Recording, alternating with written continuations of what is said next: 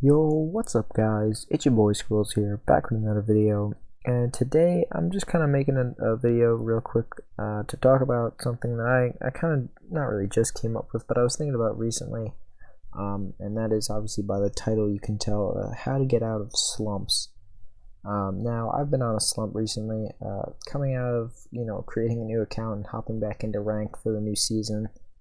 I feel like I've been playing very well. It seems to me like I play quite well on my Smurf account, which I think has a really nice KD, and then my main account I don't play as well on for some reason. I have a much worse KD on that one, but that's kind of besides the point. Anyway, I feel like I've been kind of in a slump recently. I haven't been hitting my shots, haven't been winning gunfights, haven't been performing well in terms of kills, or really just doing anything to impact the round, and I haven't been winning. So I kind of wanted to talk about some of my ideas that I'm going to try to implement to try to get out of the slump, and how I'm kind of figuring my way around dealing with my off performances in ranked. So I'm going to start with the attack side, as usual, and we're going to talk about ways that you can kind of work around being in a slump or not having as good of aim as you're used to. And just a safer way to play in general, and that is to use your preparation phase drone to take early and free map control. Now that's a lot of words. What do I mean? So what I mean is I'm going to use a lot of examples in this video. So what I mean by that is taking a room or an area of the map far away from the site that is easy to take, or that you assume that the defenders will not hold, and to determine whether it is actually free or not, you use your preparation phase drone, you put your drone in that area, and you see if any defenders are going there. So example, Consulate, you're attacking the basement objective. As soon as you know it's the basement, if I were to run the strategy, what I would do is I would run maybe a Sledge, a Buck, or a Zofia, someone who has the ability to play vertically. I would spawn side entrance on the east side, I'd put my drone up in admin, and I would take admin. Now this is a very common pro league strat that you'll see pros do, because it's really easy map control. Defenders don't usually try to hold it, and it's just a good way to get yourself in the building very safely. Now the whole purpose behind why you're entering the building so far away from the site is that it's easy, it's free, clearing one floor at a time is a good way to prevent flanks, and in addition to that, it gives you some time to get into the match, see what's going on, and feel your way around what the defense is doing without having to get pushed up really close. Now, normally what I would try to do is I'd play a Thermite, I'd try to open the wall, or I'd play a Buck or Sledge or Zofia, and try to just go straight into the piano windows and start opening things up. Now, this is good if I'm playing well, because what I can do once the wall is open as a Thermite is I can just start holding angles, start peeking, start getting kills on people playing over aggressive in places like Pillar, Pipes, or White Van. I could just completely take advantage of people getting over aggressive by holding powerful angles, waiting for people to peek me, and just destroying them. As a Buck, start opening the floor, getting easy picks on people playing just those same positions, and just really impact the round a lot from the get-go. And the reason why that doesn't work as much is because a lot of times when you're in a slump, you don't have confidence in yourself, and so you start making really stupid mistakes in addition to just losing your gunfights. So when you can't impact the round by impacting the site directly, you want to just take map control and kind of set yourself up in a position to where you feel like you have something that you can do that will impact the round, that doesn't require you to put yourself in a high risk position.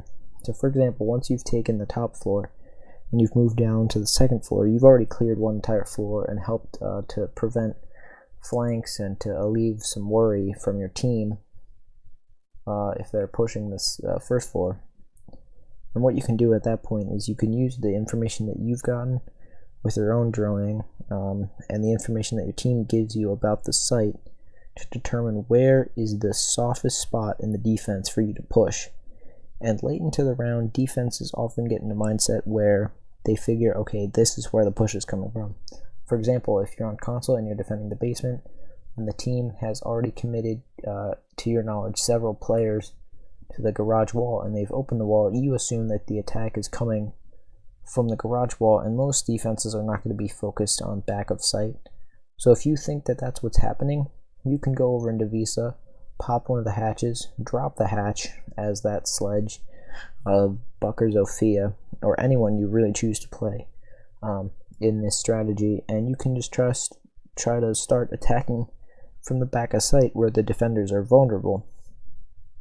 And I think this is a good strategy to take advantage of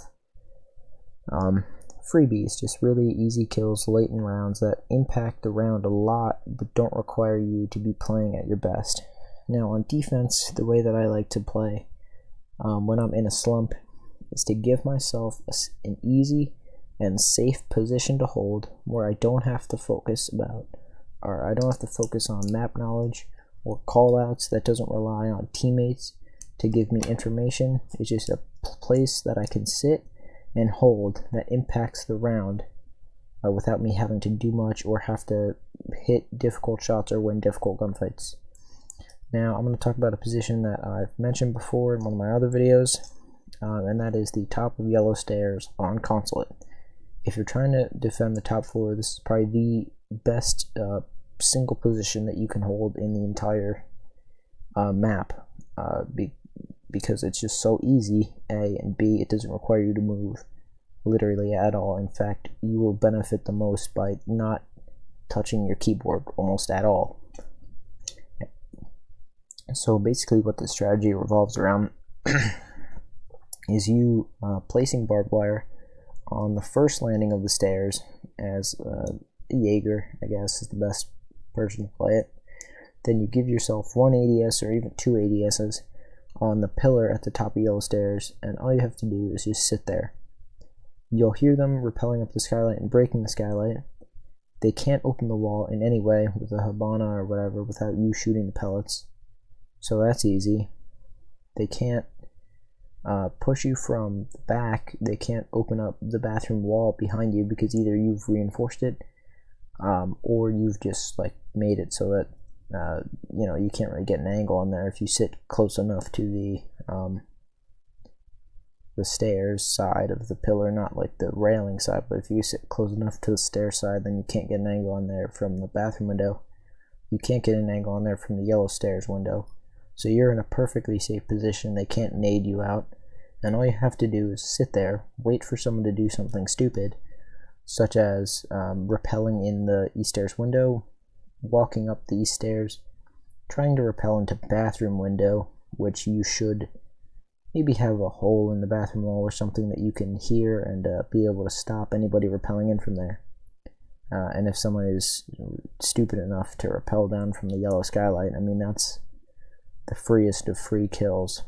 So again, that's just putting yourself in a position to get easy kills.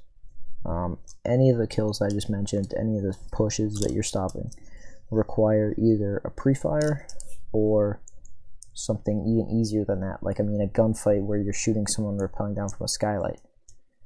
I mean, it's just really easy kills, and you're helping your team out a lot, and you don't have to really think. You can just AFK in that position, wait for someone to do something stupid, and if no one pushes you, well, then you're still successful, because that's eliminating a bunch of really important and really impactful ways that the attack can push you as a defender. So that's pretty much it. If you guys are in a slump, just really try to work on getting out of it. Try to do the things I've said. Just try to put yourself in positions where you can kind of recollect yourself, where you're not dying. If you're not getting kills, the best thing that you can do is just not die. Put yourself in positions where even if you're not helping, you're not hurting, because by dying you're hurting your team, and by living, at least you're giving the defender something to worry about even though you might not be able to directly impact around that much. So thank you guys for watching, and hope you learned something, and I'll see you guys in the next video. Peace.